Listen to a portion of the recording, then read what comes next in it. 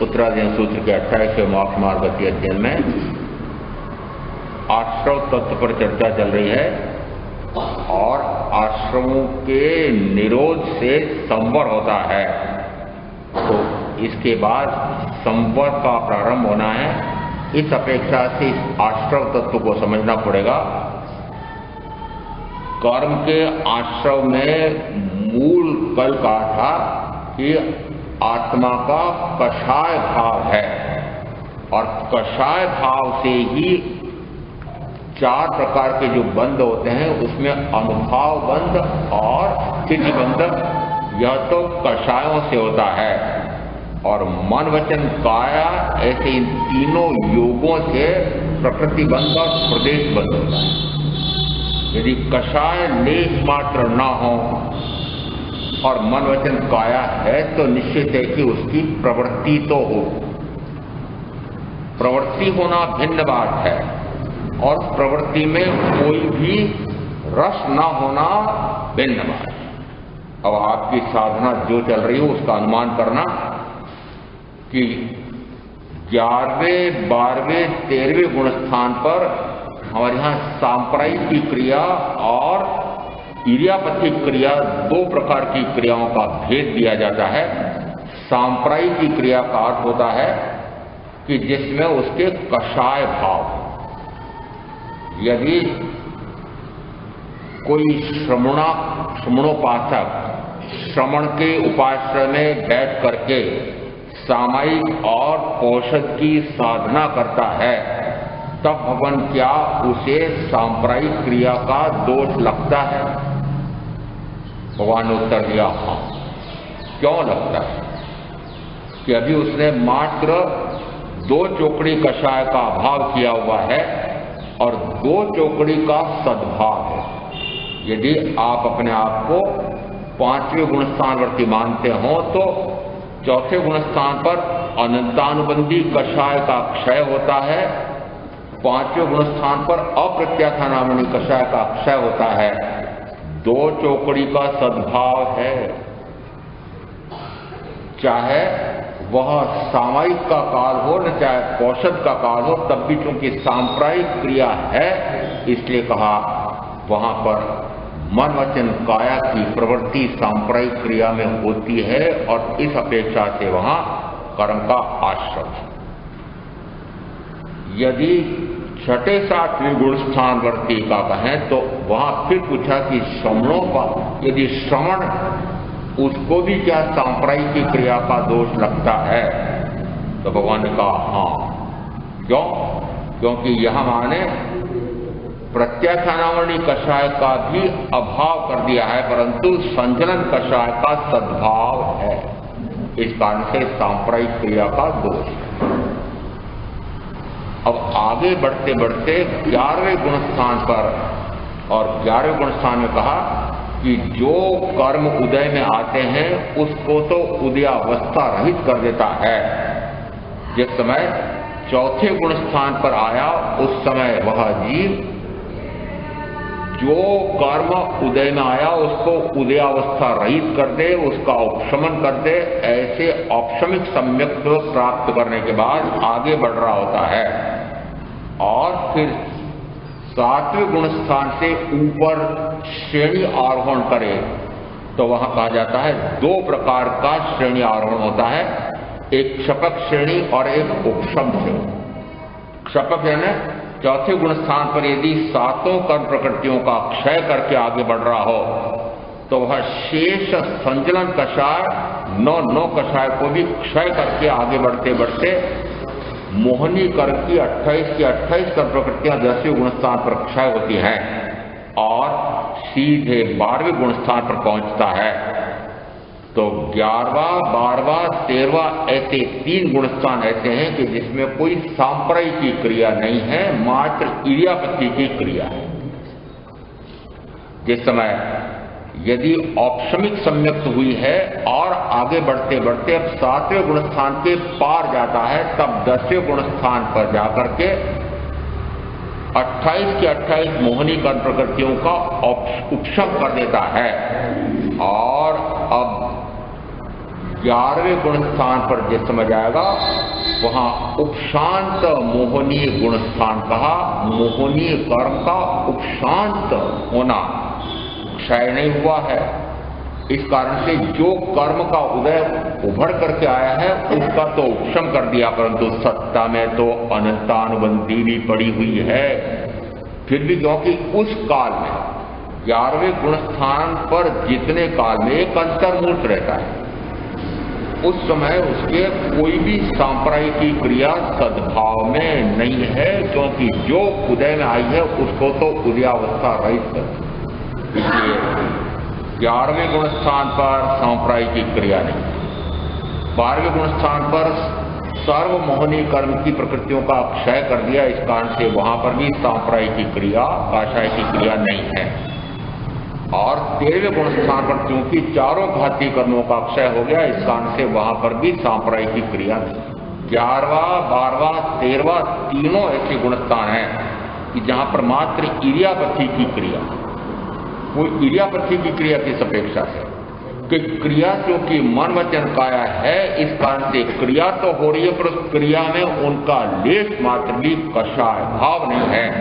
निरंतर ज्ञाता दृष्टा, ज्ञाता दृष्टा, ज्ञाता दृष्टा, उस कारण से वहां कोई भी कषाय भाव नहीं है। इस कारण से आश्रव नहीं है। यदि कहा भी जाता है कि आश्रव है तो वो कितना है, तो कहा 2 समयवर्ती। जरा समय का माप कर लेना। मनुष्य आंख झपके उतनी देर में असंख्यात समय निकल जाता है, और असंख्यात समय में से 2 समय की क्या कीमत। प्रथम समय में तो कर्म का बंद, आश्रव बंद, और दूसरे समय में उसका उदय, और तीसरे समय में क्षय, चौथे समय में निर्धृत हो जाता है। इसका अर्थ है कि पहले समय में तो आश्रव बंद एक समय, देखो भगवान महावीर की व्याख्या कैसी, एक समयवर्ती बंद कितना सा हुआ कि एक समय में बंद, दूसरे समय में उदय, और फिर तीसरे में तो क्षय। यदि बंद कहा भी है क्योंकि मन वचन काया है, इस कारण से बंद है, परंतु वह बंद कैसा, नहीं बंद क्यों। एक समय कितनी कम, देखो एक समय, एक शब्द नहीं, एक अक्षर बोलने में असंख्यात समय निकल जाता है। उस तुलना से सोचो कि एक समय में बंद और दूसरे समय में उदय, फिर तीसरे समय में निर्जरित हो जाता है, तो वहां बंद नहीं कहा है। इस कारण से यहां अब विचार करना है कि मन वचन काया होते हुए भी बंद नहीं होता है। क्या निष्कर्ष निकला? निष्कर्ष क्या निकला है कि कर्म के आश्रम में मन वचन काया क्या कर सकते हैं। यदि मैं विकार के भाव में, शुभ या अशुभ भाव में जाता हूं, तो मन वचन काया मेरे सहायता करते हैं, और सहायता करते ही कर्म का आश्रय। और यदि मैं सहायता न लूं तो इनकी सहायता कब लेनी पड़ती है, पक्का रखना, इनकी सहायता तब लेनी पड़ती है जब मुझे शुभ भाव में प्रवृत्ति करना हो या अशुभ भाव में प्रवृत्ति करना हो। और अब इस संदर्भ से पहले कल कहा था, मन वचन काया और इंद्रियों का निग्रह, फिर कहा उससे उत्कृष्टतर संयम, फिर उससे उत्कृष्ट कहा संवार, फिर उसके उत्कृष्टतम कहा प्रतिसन्नीनता, और फिर उससे भी उत्कृष्टतम कहा गुप्ति। मन गुप्ति, वचन गुप्ति, काय गुप्ति। और उसके लिए उत्तराजन सूत्र के 29वें अध्ययन में इन तीनों गुणों का फल दिया है। मन गुप्ति साधक को किस फल की प्राप्ति होती है, तो कहा वह एकाग्रता को प्राप्त होता है, और एकाग्रता को प्राप्त हो जाने वाला साधक वह संयम का आराधक हो जाता है। पूर्व में दोनों शब्दों की व्याख्या की थी। पंच महावरत रूप संयम का पालन करना भिन्न है, और संयम की आराधना करना भिन्न। पालन करने में बाह्य में प्रवृत्ति हो रही है, पालन में प्रवृत्ति है। 5 महाव्रतों को निर्विचार पालूं, लेश मात्र भी कोई भी जीव मेरे निमित्त से दुखी न हो जाए, प्रवृत्ति, इसका अर्थ है कि वहां संयम का पालन, उसमें तो प्रवृत्ति है, पर यहां शब्द दिया है प्रथमतः तो कहा वह मन गुप्ती साधक एकाग्रता को प्राप्त होता है। आपको भी ऐसी एकाग्रता प्राप्त होती है। मात्र एक ही कार्य में मन रमा हुआ है और कहीं नहीं जा रहा है, ऐसी एकाग्रता की प्राप्ति। इससे पहले बोला है इसी 29वें अध्याय में एकाग्रता का क्या अर्थ है। एकाग्रता का अर्थ है कि वह मन को किसी एक विषय पर स्थिर करके चित्त का निरोध करता है। अब यहां सामान्यतः मन और चित्त इनको पर्यायवाची मानते हैं, एक अपेक्षा से दूसरे अपेक्षा से कहा। जिस समय सचित्त अचित्त की व्याख्या करते हैं उस समय चित्त शब्द आत्मा का पर्यायवाची हो गया। तो यहां कौन सा आ रहा है? अब वह मन को एकाग्र करता है, किसी एक स्थान पर स्थिर करता है। वर्णन मिलता है हमारे यहां कि जिस समय गस्त कुमार अंगार महाश्मशान में जाकर के ध्यानस्थ होते हैं, उस समय दृष्टि बाह्य में एक पुद्गल पर स्थिर करके अंतर्लीन हो जाते हैं। दृष्टि कहां कर दी स्थिर? एक पुद्गल पर। तो पुद्गल पर स्थिर करने के बाद फिर क्या किया? एकाग्र मन को प्राप्त होकर के चित्त का निरोध। अब चित्त है ना आत्मा, उस आत्मा में जो जो शुभाशुभ भाव आने हैं उन सब का निरोध, कोई भी विकार का भाव ना। इसका अर्थ है एक टक दृष्टि कहां लगी हुई है? उस पुद्गल पर एक टक लगी, वहां से हटेगी नहीं। ऐसा आपकी भी होता होगा। एकाग्रता की प्राप्ति करने के लिए प्रथमतः अभ्यास कैसा करना पड़ता है कि ये जो दृष्टि वस्तुतः और इंद्रियां इतनी सजग नहीं होती हैं उतनी आंखें सजग होती हैं। कितना उसमें चल विचल होता है। एक साथ यदि इसको देखना चाहें आंख के माध्यम से तो कितना दिखाई देता है। उस अपेक्षा से आंखों की चंचलता कितनी है कि न जाने कितने दृश्य कुछ क्षण में ही दिखाई दे देते हैं और चल विचल कितना होता है। उस अपेक्षा से प्रथम कहा कि इन आंखों को एक पुद्गल पर स्थिर करते हैं और फिर अंतर्लीन यानी आत्मलीन हो जाते हैं। यहां दिया आत्मलीन होने का फल क्या आएगा कि वह चित्त का निरोध करता है। चित्त कहां कहां जा रहा है? आत्मा का भाव यदि शुभ या अशुभ में निरंतर जा रहा है तो प्रथमतः का एकाग्रता की प्राप्ति से क्या होगा? वह शुभ अशुभ भाव में जाने से रुकेगा।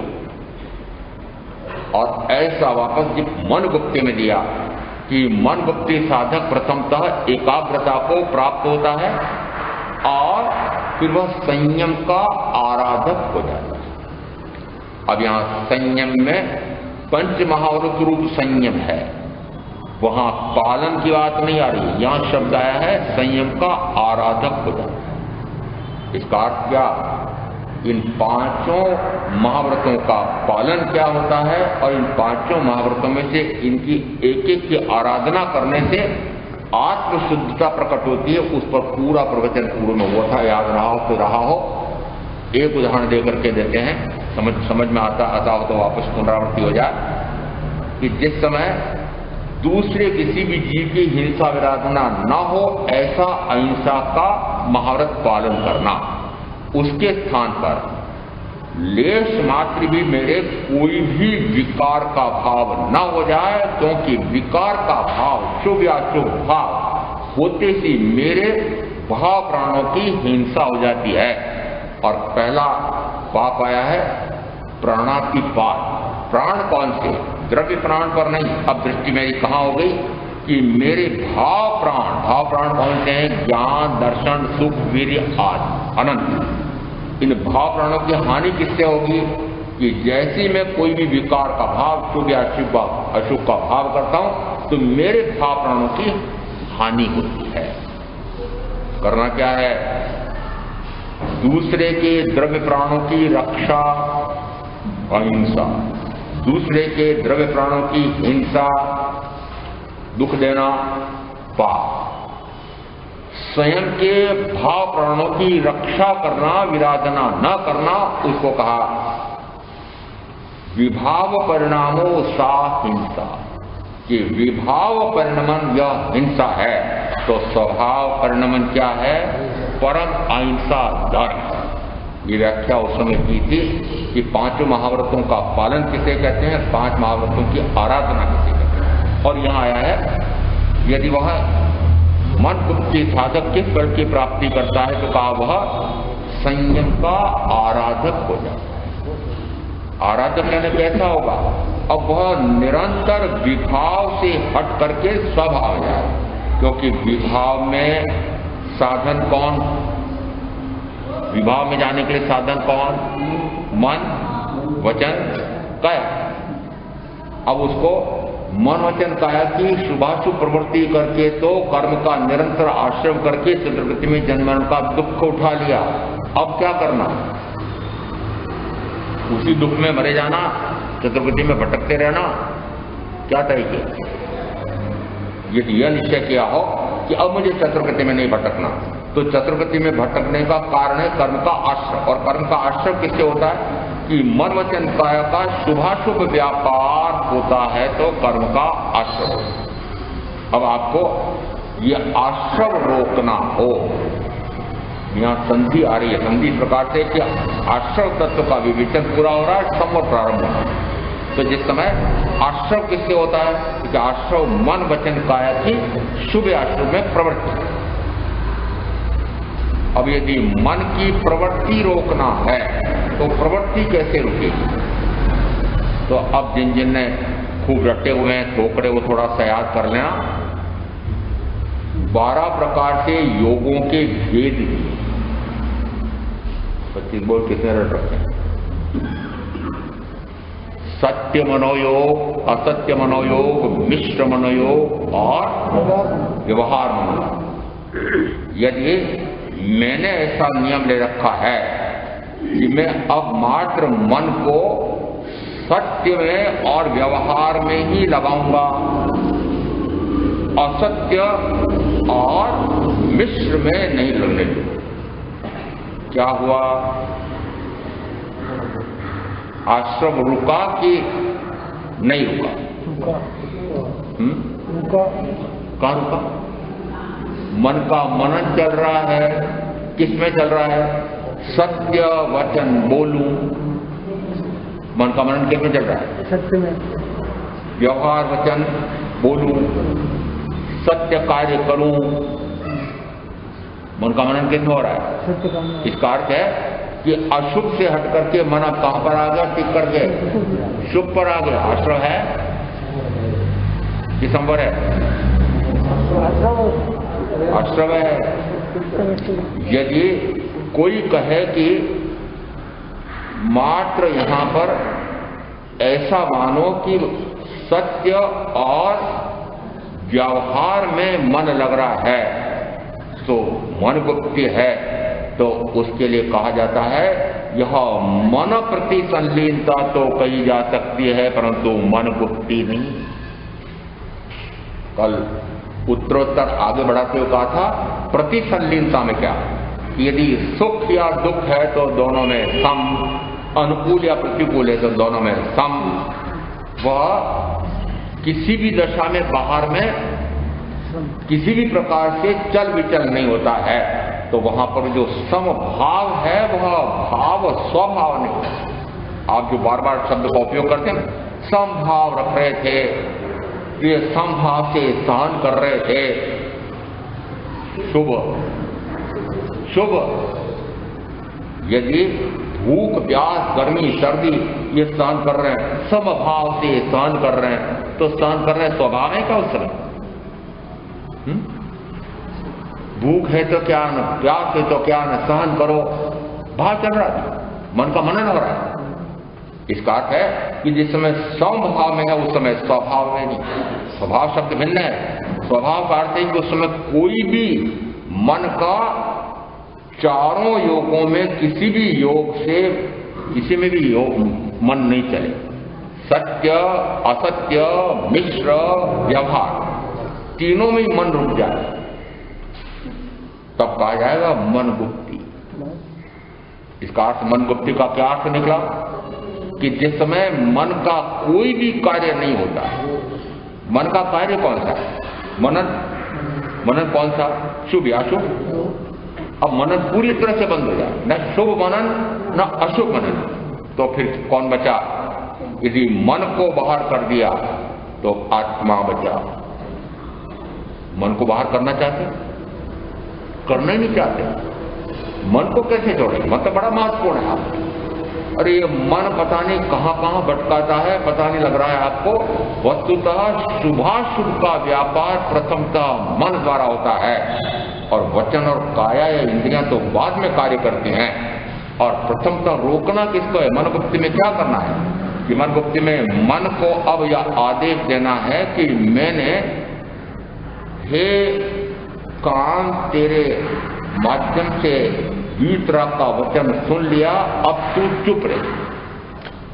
फिर इस मन से मैंने मनन करके ये पक्का कर लिया कि मैं शुद्ध आत्मा हूं, सिद्ध समान हूं, परम विशुद्ध हूं, अनंत ज्ञानादि गुणों का धारक हूं, और ये शरीरादि रागादि ज्ञानावरणादि ये संयोगी भाव हैं, संयोग हैं, मेरे नहीं है। ऐसा मैंने हे मन तेरे माध्यम से समझ लिया है मनन करके, अब तो चुप रहे। यदि आपको कोई व्यक्ति सलाह दे रहा हो और आपको समझ में आ जाए हाँ अब मुझे ये करना है, तो फिर आप उसको क्या कहते हैं? सुन लिया ना भाई, समझ लिया ना, तेने जो कहा मैंने समझ लिया ना, अब चुप रहना। किसको कहते? वो सलाह देने वाले कहते ये मन आपको बार बार सलाह देता है, आदेश देते तो चुप रहा। आदेश कौन देगा? अरे मनन करने के लिए आदेश मैंने दिया था, मनन करके मैंने निष्कर्ष निकाल लिया कि ये प्रिय वचन है या अप्रिय वचन है। फिर मैंने कहा मुझे प्रिय से भी कुछ मतलब नहीं है, अप्रिय से भी कुछ मतलब नहीं है, तो प्रिय है उसमें भी क्यों जाऊं, अप्रिय है उसमें भी क्यों जाऊं। अब दोनों से परे होकर के तेरे मनन की भी मुझे आवश्यकता नहीं है, मैं तो अब अपने में रम रहा हूं। तब कहा जाता है मन गुप्ती। तब कहेंगे मन गुप्ती। और जिस समय मन गुप्त हो जाए उस समय आत्मा अपने आप में गुप्त हो गया, ऐसे कहा जाता है। जम अन्नाणी कम्मम खवई बहुवाई वास कोढ़ीम तम नाणी तीन गुत्तो खवी उसात में तेणा। यहाँ जैसे एक अज्ञानी करोड़ों करोड़ वर्षों का तप करके जितने कर्मों की निर्जरा करता है, उतने कर्म की निर्जरा ज्ञानी त्रिगुप्त होकर के एक उच्छ्वास निश्वास में क्षय कर देते हैं। कितना था? एक श्वास। करोड़ों करोड़ों वर्षों का तप। मास खमण कितने काल तक? लाखों मास खमण। जमन्नाणी कम्मम खवई बहुवाही वास कोढ़ी, यानी करोड़ों वर्षों का तप करके जो अज्ञानी कर्म की निर्जरा करता है, ज्ञानी क्या करता है कि ज्ञानी जिस समय त्रिगुप्त होकर, त्रिगुप्त यानी क्या? मन गुप्त, वचन गुप्त, काय गुप्त। इसका अर्थ है कि वो त्रिगुप्ती से यानी तीनों को गुप्त करके, तीनों का गोपन करके आत्मा में गुप्त होता है, उसको कहते हैं त्रिगुप्ती साधक। और जिस समय आत्मा में चला जाता है उस समय आत्मा में रमणता करते करते एक अंतर्मुहूर्त में नहीं, यहां तक है उच्छ्वास निश्वास में जो अज्ञानी ने करोड़ों का तप करके निर्जरा की, उसने निर्जरा तो एक उच्छ्वास निश्वास में हो जाता। देखो बल इसका, यह आत्मा का बल। मन गुप्त कर लो तो फिर संयम की आराधना इतनी उत्कृष्ट होती है कि 2 घड़ी में केवल ज्ञान, केवल दर्शन हो जाता है। और चाहे करोड़ों वर्षों का तप तपते रहे तब भी देवगति तो मिल सकती है, मुक्ति का मार्ग भी नहीं मिलता। आगे इसने दिया वचन गुप्ति। और वचन गुप्ति में किस फल की प्राप्ति होती है? तो उत्तर आया कि वह निर्विकारत्व को प्राप्त होता है और आध्यात्म योग साधना के योग्य हो जाता है। अब यहां प्रथम शब्द है वचन गुप्ति। वचन गुप्ति यानी वचन का बोलना, मात्र बोलना नहीं, वचन ही बंद हो जाए। वचन भी बंद होता है, मुझे पता है, कभी कभी बंद हो जाता है। कब होता है? जिस समय सघन मूर्छा में चले जाते हैं। तो मुझे कहा किसी ने, महाराज अमुक इस प्रकार के अस्वस्थ हो गए हैं, बोली बंद हो गई। क्या हुआ? बोली बंद हो गई। तो अब जा रहे होंगे केवल ज्ञान केवल दर्शन प्राप्त करने। बोली बंद हो गई ना, वचन गुप्ती हो गई। क्यों बोली बंद हो गई? अब उनको कितना ही प्रयत्न करो, बोले नहीं जा रहे, बोले नहीं जा रहे। बोलना या ना बोलना, यदि इससे आत्म साधना का कोई संबंध हो, तो फिर मैं ऐसा बता देता हूं कि अनंत जीव ऐसे हैं कि जो बोलते ही नहीं। कितने? अनंत। समझ में आ रहा है? अनंत जीव ऐसे हैं जो बोलते ही नहीं। कौन कौन से? पृथ्वी, पानी, अग्नि, वायु, वनस्पति, कायिक जीव बोलते ही नहीं। यदि मौन रहना साधन है, मौन रहना साधन है आत्मा की साधना का, तो फिर वो तो पूर्ण मौन रखते हैं। साधना है? नहीं है। इसका अर्थ है कि यहां बोलना और नहीं बोलना महत्वपूर्ण नहीं है। बोलना और नहीं बोलना महत्वपूर्ण नहीं है, विकारों से परे हो जाना। क्योंकि विकार का जो भाव होता है वह वचन से प्रकट होता है। कहते हैं यदि इन मनुष्यों को, मनुष्यों ने और जीवों की बात नहीं कही है, यदि इस पृथ्वी पर रहने वाले इन सारे मनुष्यों को जो जो अंदर में भाव उठ रहे हैं सारे बोलने के लिए कहा जाए, तो इस पृथ्वी में कोलाहल मच जाए। कितने विचार उठते हैं? विचार उठते हैं क्या अंदर में? शुभ या अशुभ, शुभ या अशुभ, अधिकांश अशुभ विचार उठते हैं। विचार उठते हैं, परंतु कई कारणों से अवरोधित हो जाते हैं, आप बोल नहीं पाते। चाहे स्वयं पर कुछ अंकुश लगाने का भाव मानो, चाहे परिवार प्रमुख का, चाहे समाज प्रमुख का, चाहे नीति शास्त्री का, चाहे पुलिस का, न्यायाधीश का, राज्य का, कोई न कोई निरोध आ जाता है, नियंत्रण आ जाता है, इसलिए वह वचन को निकाल नहीं पाता है। निकालने का आज्ञा हो जाए, अनुमति हो जाए तो कहते हैं मन ये पृथ्वी रहे, पृथ्वी में कोलाहल मच जाए। आगे कहते हैं दार्शनिक कि ये मनुष्य जो जो भाव करते हैं, यदि उनको क्रियान्वित करने दिया जाए तो यह पृथ्वी रहने लायक नहीं रहेगी। कौन सी? रहने लायक नहीं रहेगी। क्या अर्थ निकल रहा है इसका? अर्थ समझना कि यदि जो जो विकार के भाव उठ रहे हैं, आप कई प्रकार के अवरोधों के कारण अभी वर्णन किया, उन अवरोधों के कारण उसको व्यक्त नहीं कर पा रहे हैं, क्रियान्वित नहीं कर पा रहे हैं, और क्रियान्वित करने की अनुमति हो जाए तो कितना अनाचार, कितना अत्याचार, कितना व्यभिचार, कितनी अराजकता, कितनी दुर्व्यवस्था हो जाएगी कि नहीं जाएगी? हो जाएगी। इसका अर्थ है कि जो जो वचन से विकार हो रहे हैं वो वचन के माध्यम से सारे विकार हो रहे हैं। और आपने सुना है कि तलवार का भाव तो फिर भी भर जाता है, परंतु वचन का तीर ऐसा, तलवार ऐसी चलती है कि उसका भाव जीवन भर नहीं बढ़ता है। महत्ता है वचन की, है कि वचन कितना महत्वपूर्ण है। इसका अर्थ हुआ कि जिस समय वचन को गुप्त करता है, इसका अर्थ है कि अब यहां फिर देखना, सत्य वचन, असत्य वचन, मिश्र वचन और व्यवहार वचन, चार वेद अलग अलग आए हैं। योग, अब वचन योग कहाँ चल रहा है? अब वचन योग चल रहा है मैं मात्र सत्य वचन ही बोलूंगा, यदि मुझे बोलना पड़ जाए तो व्यवहार वचन बोल सकता। व्यवहार वचन है ना? क्या स्टेशन इतना जल्दी आ गया?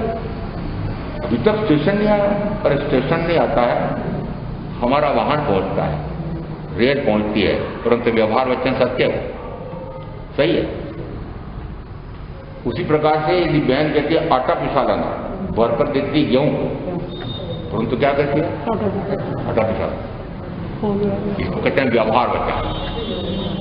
मिश्र वचन का उदाहरण पहले दिया था, अश्वत्थामा हाथो नरोवा कुंजरो।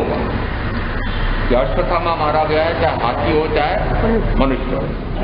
ब्रह्म में रह गए, द्रोणाचार्य और हथियार डाल दिए और पांडव जीत गए। अब यदि मात्र सत्य वचन ही बोलूंगा, ऐसा वचन से योग वचन योग कहां चल रहा है? सत्य वचन ही बोल, व्यवहार वचन ही बोलूं, प्रवृत्ति है, वचन की प्रवृत्ति है कि नहीं? असत्य वचन बोलूं या मिश्र वचन बोलूं तो यह पाप की प्रवृत्ति है, सत्य वचन व्यवहार बोलूं तो पुण्य की प्रवृत्ति। आश्रम है कि नहीं?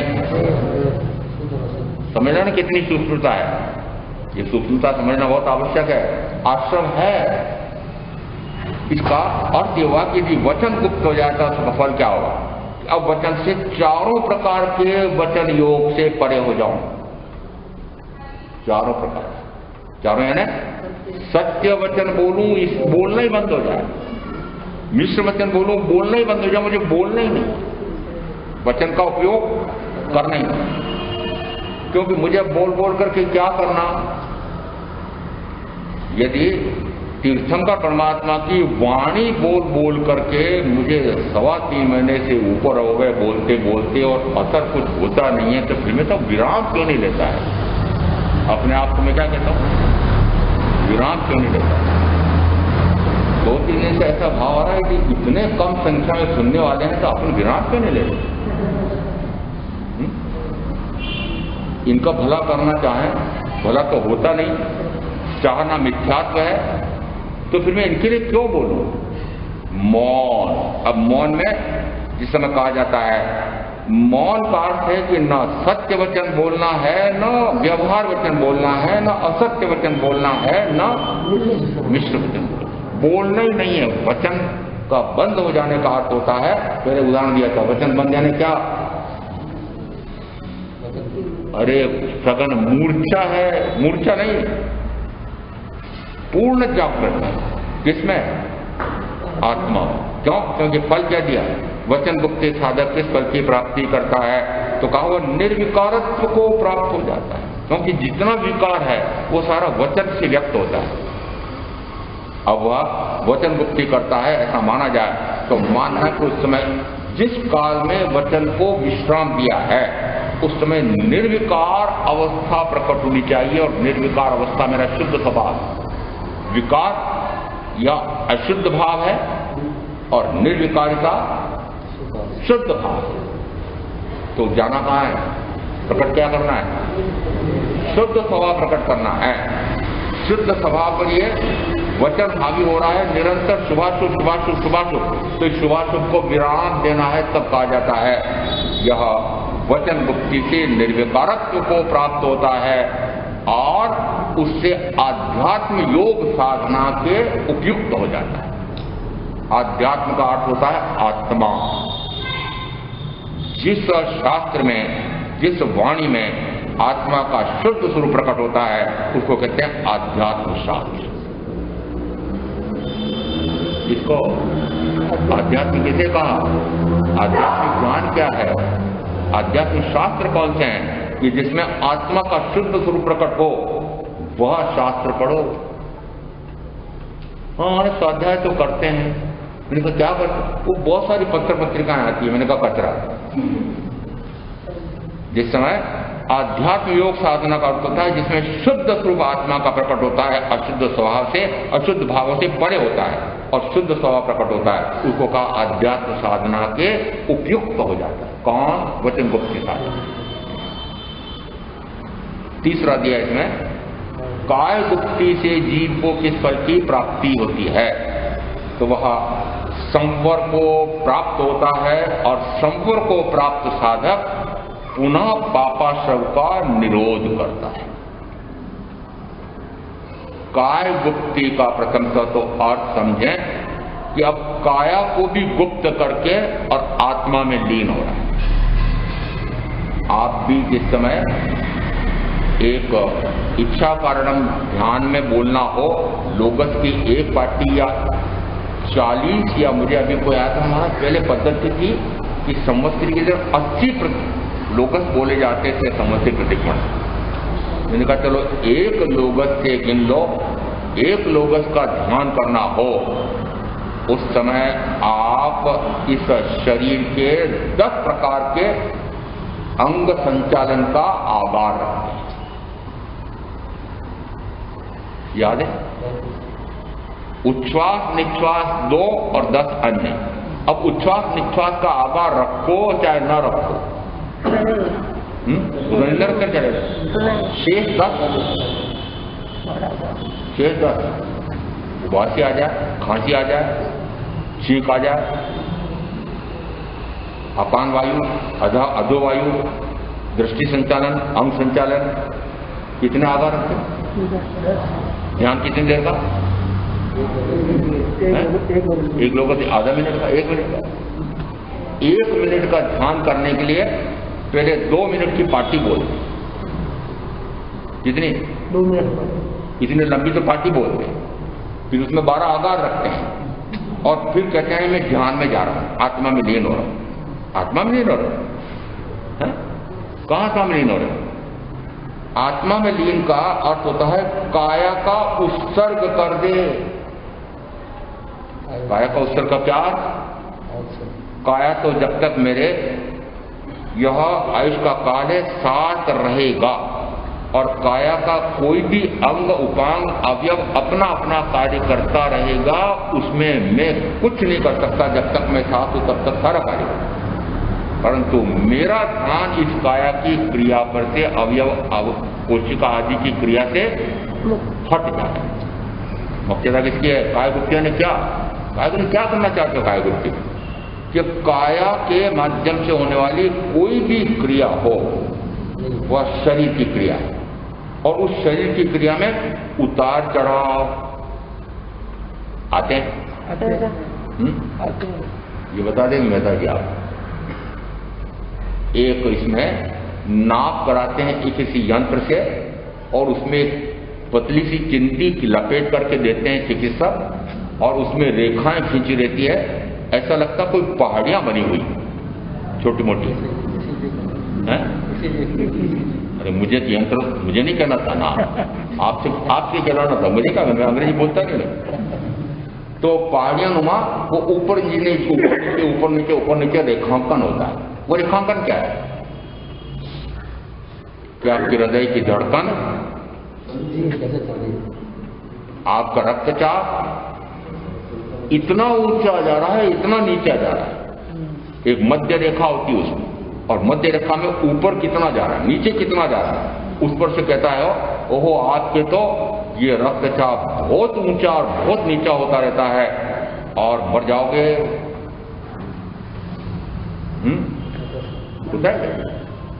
डर लगता है कि नहीं?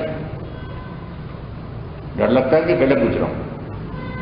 जिस समय ये अंग उपांग में इस प्रकार से उतार चढ़ाव होता है, यदि आप कायोत्सर्ग कर रहे हैं और उस समय बाहर में कोई तेज आवाज आई है और ऐसा लगा कि कोई भूत प्रेत है, कोई न कोई जानवर आया है और एकदम कंपकपी छूटती है और आपकी नाड़ी की धड़कन बढ़ जाती है, फिर ध्यान कहां जाता है? उधर जाता है। फिर कायोत्सर्ग हो रहा है।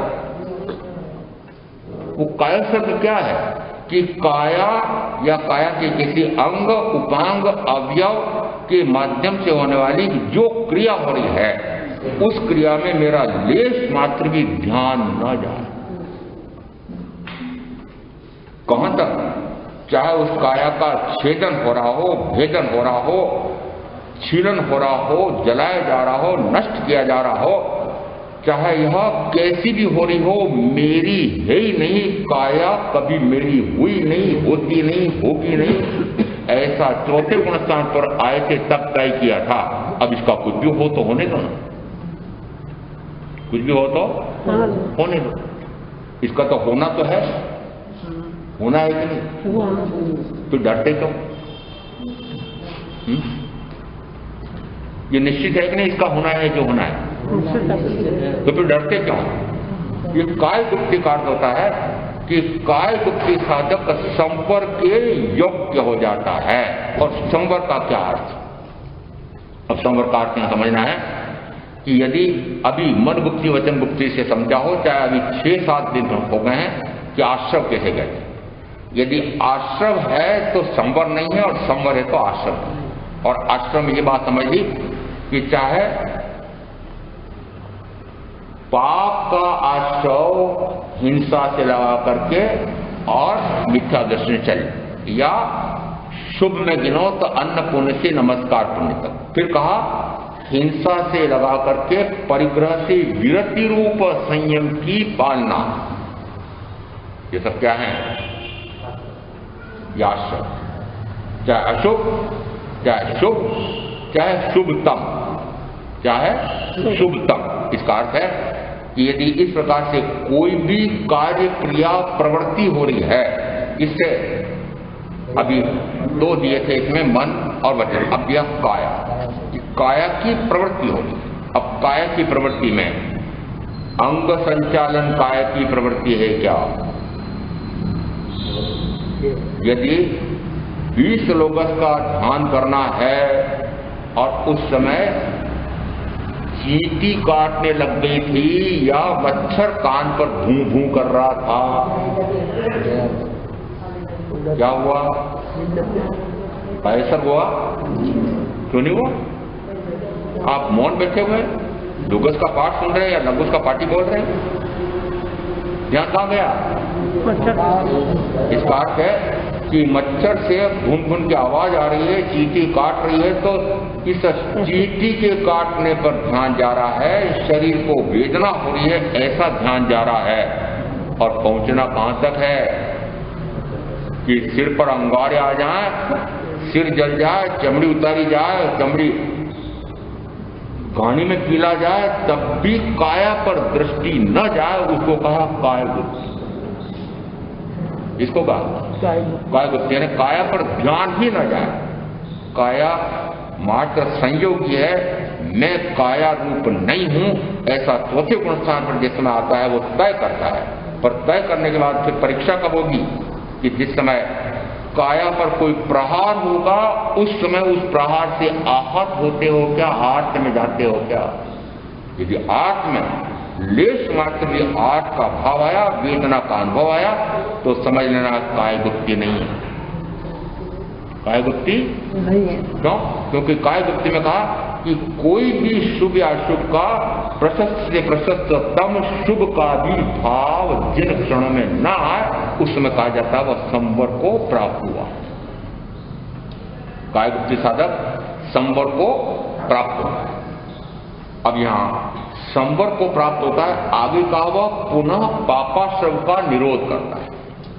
अब यह समस्या आ गई, ये जो अशुभ योग संवर बोलते हैं उसके लिए मैं प्रमाण देता हूं। ये बोलने वालों को प्रमाण ज्ञात नहीं, मैं दे देता हूं प्रमाण। यहां आया है काय गुप्ती में कि वह संवर को प्राप्त होता है, और संवर को प्राप्त जीव पुनः पापाश्रम का निरोध करता है।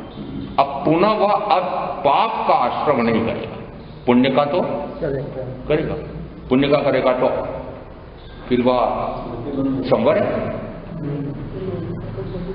यदि सूत्र में आया हुआ है कि पाप का निरोध करना है, तो फिर काय गुप्ती में मात्र पाप का ही निरोध करना है, यहां पुण्य की बात तो आई नहीं। परंतु बाह्य अपेक्षा से पुण्य और पाप 2 भेद गए हैं, परंतु दोनों आश्रम है क्या? एक दुख देने वाला है, एक सुख देने वाला है, एक सुगति में ले जाने वाला है, एक दुर्गति में ले जाने वाला है, और गति कोई सुखदायक नहीं है। तो यहाँ पर पापाश्रम का निरोध कार्य होता है कि यहाँ अब टीकाओं में अन्य अन्य जगह इस प्रकार से मिलता है। इसमें उत्तरजन सूत्र के टीकाकार आचार्य आत्माराम जी महाराज साहब ने टीका। यदि मैं कहूं कि यहाँ पापाश्रम का अर्थ पुण्याश्रम पापाश्रम दोनों मानो, तो मुझे सीधा सीधा कहेंगे महाराज जी तो दिगंबरी व्याख्या है। क्या कहेंगे? दिगंबरी व्याख्या कर रहे हो आप, तो श्वेतांबर हो ना। मैंने कहा चलो श्वेतांबर बता देता हूं। अभी 12 प्रकार के भेद दिए थे, उसमें 4 भेद अब कौन से बचे? असत्य काय योग, सत्य काय योग, मिश्र काय योग और व्यवहार काय योग। काय योग विचार कौन है? ये है। अब यहाँ काया की प्रवृत्ति यदि सत्य में हो रही हो, व्यवहार में हो रही है तो ठीक है, प्रवृत्ति है काया की। जब काया की प्रवृत्ति उसमें आत्मा का भाव साथ जुड़ा है कि नहीं, और आत्मा का भाव जो है वह स्वरूप में है क्या परभाव में है? परभाव में। यदि काया के माध्यम से कार्य की प्रवृत्ति हो रही है तो कार्य की प्रवृत्ति काया के माध्यम से हो रही तो आत्मा का भाव हो गया, वो विकारी भाव है। इसका अर्थ कोई शुभ भाव हो चाहे अशुभ भाव हो, तो यहां जिस समय वह अशुभ भाव में काया की प्रवृत्ति नहीं होने देता है उसे काय गुप्ति नहीं कहा है, उसे अधिक से अधिक कहो तो वह काय प्रतिसंलीनता है। टीकाकार क्या कहते हैं? काय प्रतिसंलीनता है, काय गुप्ति नहीं। यहां जिस समय हमारे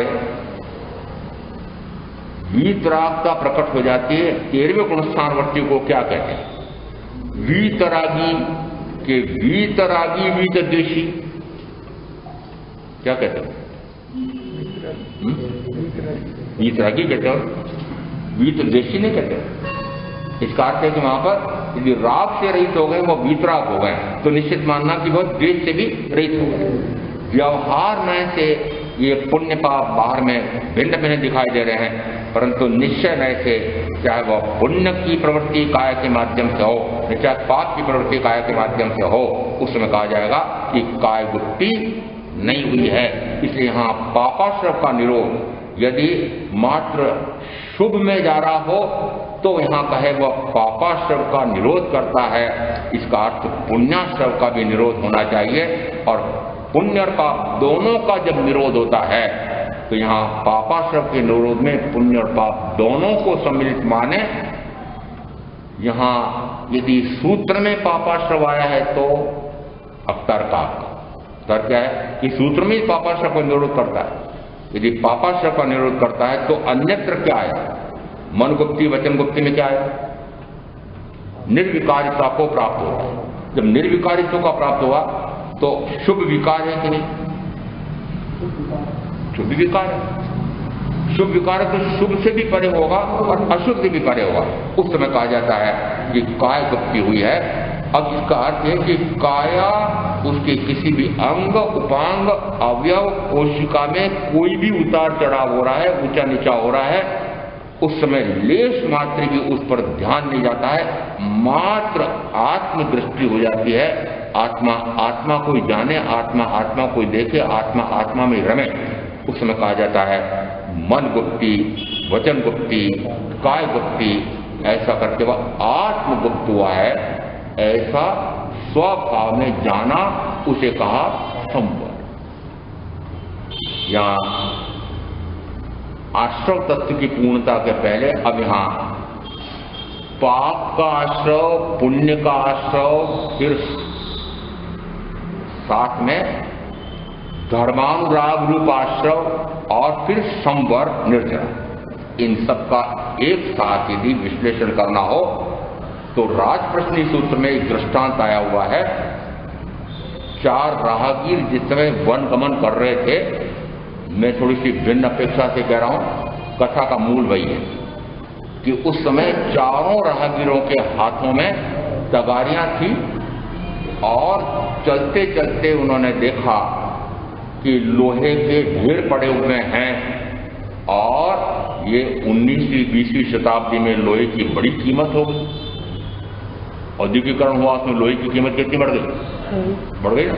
इसका अर्थ है जैसे उन्होंने देखा, चारों ने लोहे से तगारियों को भर लिया और फिर चलते चलते आगे पहुंचे।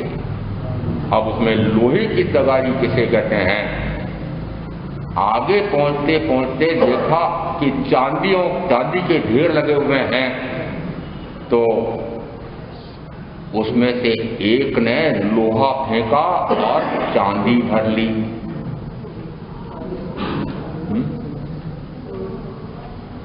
थोड़े से आगे चले और फिर सोने के ढेर मिले, तो फिर एक ने चांदी भी फेंकी और सोना भर लिया।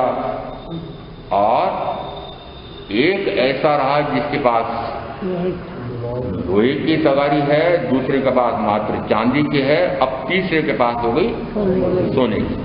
थोड़ा सा आगे चले और जिसके पास सोना भरा हुआ था तगारी में, उसने देखा अरे हीरे जवाहरात का ढेर लगा हुआ है, तो उसने हीरे जवाहरात भर लिए और सोने की तगारी, सोना भी फेंक दिया।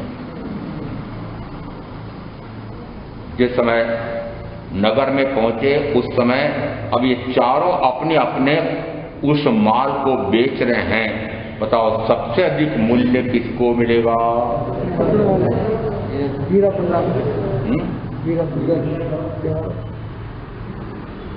लोहे की तगारी वाले को।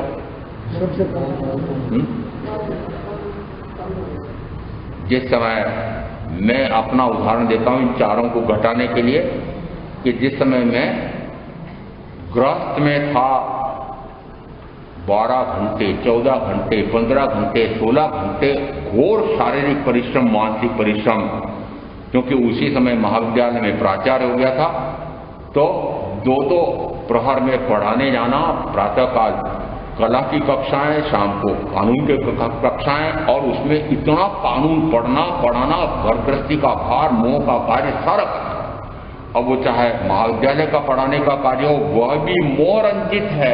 इंद्रिय विषयों की पूर्ति के लिए वेतन कमाना है, तो वह भी मोहजन्य है।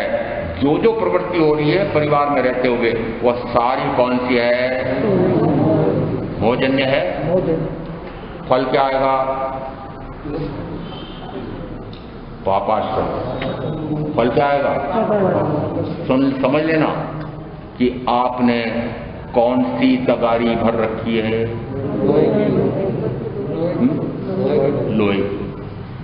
मैंने जब देखा कि अरे भाई चांदी की तगारी भर सकते हैं, हमारे एक साथी अचानक से लौट रहे थे, उस समय कहा आप स्वाध्याय में लगे हुए हो, थोड़ा सा आपको कानून का इतना ज्ञान भी है, और ये गायें पकड़ते हैं और ये पुलिस वाले प्रतिवेदन भी नहीं लिखते हैं और न्यायालय से उसकी अभिरक्षा भी हमको नहीं मिलती है, आपका थोड़ा सा कानून का उपयोग हमारे लिए करो ना, गायों के लिए करो ना। मैंने कहा चलो ठीक है। क्या शुरू हो गया कि गोरक्षा का कार्य शुरू हो गया। और गोरक्षा के कार्य में भी जब भी यदि समाचार फोन से आ जाए और दौड़े जाए, आधी रात में भी समाचार आ जाए, तो बताओ परिश्रम कितना, वही 12 घंटे, 14 घंटे, 15 घंटे का कार्य, और दिन भर न्यायालय में, और कितना घोर परिश्रम, उस समय भी जाना आना सारा चल रहा था चांदी की तरह। घर में रहते उस समय मोह ममता का कार्य तो होता ही होता, चाहे उपार्जन, धनोपार्जन का कार्य छोड़ भी दिया था, तब भी यदि रागी द्वेषी मोहियों के बीच में रहते हैं, कई प्रकार की समस्याएं आती, तो वो समस्याओं से मुक्ति मिली। परंतु जैसे ही समाचार आया कि अरे गाय छुड़ाने के लिए जाना है, न्यायालय में पैरवी करने जाना है, तो मोह के कार्य को टाल करके कहां चला गया? गाय बचाने। क्या लाभ? बाप से पुण्य। क्या करने लगा? बाप से पुण्य। उत्कृष्ट क्या हुआ? कौन सी तगारी उत्कृष्ट हुई? चांदी की। जैसे ही मुझे ये पीतरे जी याद दिलाते हैं मुझे, महाराज हम आए थे नीमच में स्वाध्याय करने, उस समय हम और हमारे साथी थे मेहता जी, प्रेरणा दी, आप इतने अच्छी हिंदी के भी जानकार हैं, आप ऐसे बड़े पद पर भी हैं, आपका ऐसा ऐसा ज्ञान है, शास्त्रों का भी कुछ अध्ययन, आप स्वाध्याय बनाना। तो मैंने कहा चलो स्वाध्याय बन जाते। अब स्वाध्याय बन रहे हैं तो स्वाध्याय सेवा देने परिश्रम में जाना, फिर वापस स्वाध्यायों के लिए प्रशिक्षण शिविर लगाना, फिर उसमें वापस पत्राचार पाठ लिखना, और उसके लिए फिर शास्त्रों का अध्ययन करना, फिर उनके लिए पाठ लिखना, फिर जांचना, अभी भी कार्य तो वही 12 घंटे 14 घंटे 15 घंटे का चल रहा था। शिविरों में जाना पढ़ाने के लिए कार्य कितना चल रहा था? वही 15 घंटे का घोर परिश्रम चल रहा था, परंतु कुछ अंतर हुआ क्या? अंतर हुआ। अंतर क्या हुआ कि पहले पुण्य का कार्य चल रहा था, अब संवर का कार्य प्रारंभ हुआ। कौन सा? संवर। इसका अर्थ ये मत समझ लेना कि उस समय घर गृहस्थी की मोह ममता से पूरी तरह से मुक्त हो गए थे और वो गोरक्षा के कार्य से भी पूरी तरह से मुक्त हो गए। दृष्टांत समझने के लिए। और उसके बाद फिर जैसे ही प्रवचन सुनते सुनते सिद्ध गौर जी महाराज साहब की प्रेरणा सुन लो कि उनके गुरु जी महाराज साहब की बात मान लो, आप इतना सारा शास्त्र का अध्ययन भी करते हैं, इतना पत्राचार पाठ शिविरों को पढ़ाने जाते हैं, शिविरार्थियों को, स्वाध्यायों को, आप दीक्षा क्यों नहीं ले लेते? ये देखो, मैं आपको हीरे जवाहरात बताती हूँ, ये ज्ञान दर्शन चारित्र तप रूप हीरे पन्ने भरे पड़े हैं मेरे पास, ले जाओ। क्या किया? वो सोने की तगारी भी फेंकी। सोने की तगारी कौन सी? अरे स्वाध्याय शिविर में जाना और स्वाध्याय कराना और पत्राचार पाठ लिखना, घंटों उसमें परिश्रम करना। अरे उसके स्थान पर अब क्या हो गया? अब हीरे पन्ने की तगारी, परंतु अब तगारी का वजन देखना। वजन जिस समय सोने की, जिस समय चांदी की, जिस समय लोहे की तगारी थी, वजन सब में बराबर था। वजन कौन सा? कि वही 12-15 घंटे का कार्य, वही 12-15 घंटे। अब वर्तमान में पूछूं आपसे, आपने देखा होगा कि बहने मेरे कहती, जब देखते महाराज लिखते रहते, जब देखते पढ़ते रहते। कार्य कितना?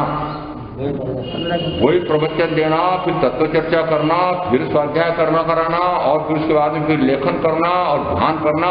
कार्य परिश्रम कितना? व्यवहार करना हो गए 12-15 घंटे। परिश्रम तो वो कभी चल रहा है, वजन तो वो कभी ढो रहा हूं, परंतु फल देखो। फल क्या हुआ कि संवर निर्जरा मोक्ष। फल क्या हुआ? कौन सी तगारी सबसे अच्छी हुई? आपको कौन सी पकड़ना है? अभी तगारी आपने जो भर रखी वो कौन सी है? तो लोहे की तगारी लिए ले चलना है क्या कि हीरे पन्ने बता दिए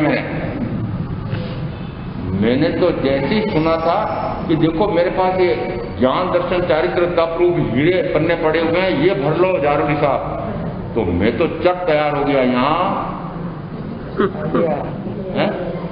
इनको अभी लोहे की तगारी बड़ी अच्छी लग रही है, ढोते रहो उसी को, करते रहो पाप और दुर्गति में जाते रहो। इसे सावधान होना तो हो जाओ कि वस्तुतः सर्वश्रेष्ठ कार्य कौन सा है? तो सर्वश्रेष्ठ कहा पाप यह निश्चित रूप से दुर्गति में ले जाने वाला है, उसका आश्रय तो मुझे नहीं करना है, आपने सोच रखा हो, तब भी करते तो हो। यदि पाप नहीं करना तो आपने उठ करके चलो हम ये शुभ में आ गए, अन्न पुण्य से नमस्कार पुण्य में, मेहता जी जैसे नीचे मुँह कर लिया मेहता जी। पाप से ये वहां औषधालय में सेवा देने जाते हैं, तो मैंने कहा चलो पाप से पुण्य में आ गए, परंतु पुण्य ही पुण्य करते रहोगे तो सुगति में जाकर के मजा लेकर के फिर कर्म बांधोगे तो आगे बढ़ो। आगे बढ़ने के लिए क्या किया कि स्वाध्याय करो, और स्वाध्याय करते करते इतना काल हो गया, परंतु संयम क्यों नहीं? उत्कृष्टतम कार्य कौन सा? कि स्वाध्याय में जाएगा तब भी वो निर्जरा के स्थान पर आ गया, संयम में भी आ गया तो निर्जरा के स्थान पर आ गया, परंतु निर्जरा कब हो कि जो स्वाध्याय में आत्म तत्व पक्का हुआ है, अनात्म तत्व पक्का हुआ है, आत्मा और शरीर का भेद विज्ञान हुआ है, अब आत्मा में ही रमता रहूं और शरीर पर से पूर्णतः दृष्टि हट जाए, ऐसा यह मन गुप्ती, वचन गुप्ती, काय गुप्ती करके आत्म गुप्त होकर के स्वरूप में रमणता करके मुक्त हो जाऊं, इस प्रकार का सर्वश्रेष्ठ जो कार्य है वह कहलाता है हीरे पन्ने की तगारी अब आपको यदि भरना हो तो मेरे पास तो है, परंतु आपको यदि लोहा ही पसंद हो तो आप जाओ। ऐसा तत्व का स्वरूप समझ करके कि जो लोहे की, चांदी की, सोने की तगारी फेंक करके और ये ज्ञान दर्शन चारित्र तत्व ऐसे हीरे पन्ने माणक मोती की तगारी भरेंगे, वो जो ऐसा करेंगे उनका अवश्य कल्याण होगा। ओम